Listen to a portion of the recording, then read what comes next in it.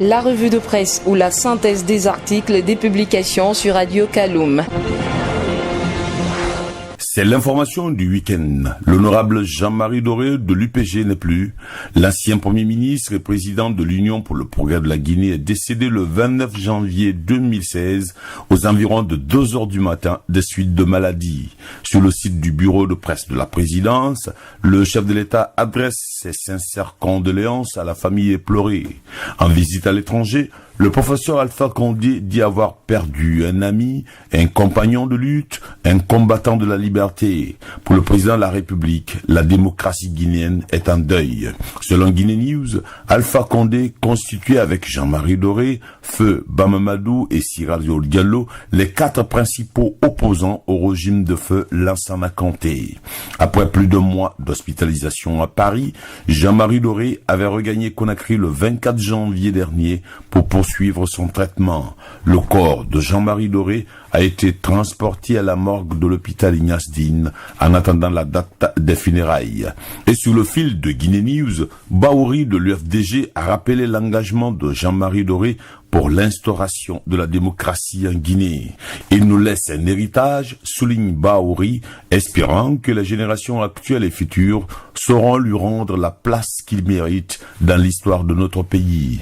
Et puis, quant avec la gouvernance, Guinée News fait état d'une 50aine de stagiaires remerciés à Électricité de Guinée-Labé. L'autre grand sujet traité reste les négociations gouvernement-syndicat sur la réduction du prix du carburant. L'intercentrale syndicale tient à la baisse du prix du litre à 5 000 francs guinéens. Le gouvernement parle d'éléments à examiner. 10 autres centrales syndicales, dont la COSATREG, proposent 3 500 francs guinéens le litre et dénonce l'injustice. Avec Guinée News, on parle même de l'impact des revendications syndicales sur les recettes de l'État et le programme avec le Fonds monétaire international. La phrase est à la forme interrogative et notre confrère colle à ce qu'il appelle âpre négociation gouvernement-syndicat avec une marge de manœuvre relativement limitée. Selon un officiel guinéen, le gouvernement a subventionné le prix du carburant à hauteur de 2100 milliards de francs guinéens entre 2011 et mi-2015. Selon le document de stratégie 2015-2017 et avec la persistance de l'épidémie d'Ebola, les ressources budgétaires fin décembre 2014 ont été relativement faibles. Elles ont atteint plus de 9 702 milliards, dont 8 145 milliards de recettes fiscales. Elles ont été inférieures à plus de 2 milliards de francs guinéens aux prévisions, soit un manque à gagner équivalent à 5,8% du produit intérieur brut.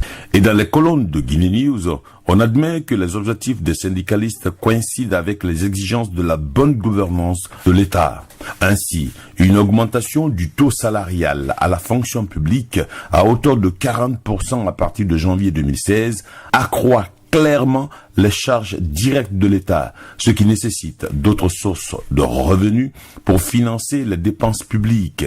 De même, une éventuelle baisse du prix du carburant à la pompe de 8 000 à 5 000 francs guinéens diminuerait considérablement les recettes de l'État. Conséquence, note Guinée News, atténuer, voire annuler les effets escomptés des nouvelles réformes économiques, fiscales, financières, investissements publics et privés en cours d'application par la nouvelle équipe gouvernementale. Bref, une baisse de recettes de l'État et une hausse des dépenses entraînerait l'augmentation du déficit budgétaire déjà énorme. Car malgré les nouvelles niches fiscales dénichées par le nouveau gouvernement, le déficit budgétaire reste aux alentours de 7 000 milliards de francs guinéens.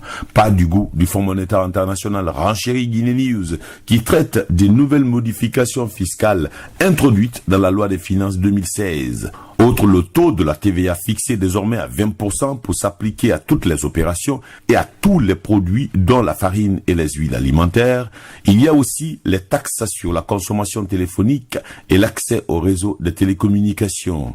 Si le tarif de l'accès SMS est fixé à 10 francs guinéens par communication, celui de l'accès Internet est à 5% du prix du pass Internet.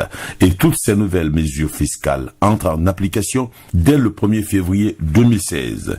Et puis, quand avec la période post-Ebola, le contrôle sanitaire a repris aux frontières Guinée-Sierra Leone-Guinée News, Guinée7.com révèle que le ministre du Budget promet le déblocage rapide de la subvention 2015 de la presse privée.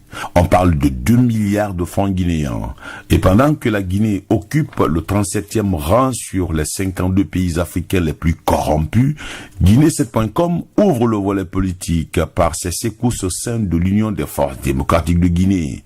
Un proche de Bahouri propose 2 choix à Cellou Dalein, devenir président d'honneur du parti ou partir. Pour la Lance, c'est la fin d'exil pour Bahouri de l'UFDG. Véritable joute oratoire entre Bahouri et Cellou Dalein au siège de l'UFDG, titre le diplomate. Et à la une du démocrate, risque d'implosion à l'UFDG, un scénario redouté au sein de l'opposition, mais à chacun ses arguments, lit-on dans le démocrate. Et avec le continent, c'est une autre ère qui s'annonce à l'UFDG. Et en première page du Lynx, militants, sympathisants et récupérateurs se mobilisent pour Bahouri. Pas de cueil à l'accueil, titre le Lynx, qui égratigne quelque peu une ardoise bien sécurisée du RPG au pouvoir. Cette affaire de plus de 5 milliards de francs guinéens n'est ni post-électorale ni pré-électorale. Enfin, au moment où le député Fodé Oussou de l'UFDG compte attaquer en justice la nomination de Mohamed Diaré à la Cour des comptes, standard, le diplomate clôture par un déficit d'enseignants et titre sur le ministre Kourma au charbon. C'était la revue des publications aux presses hebdo sur Radio Kaloum.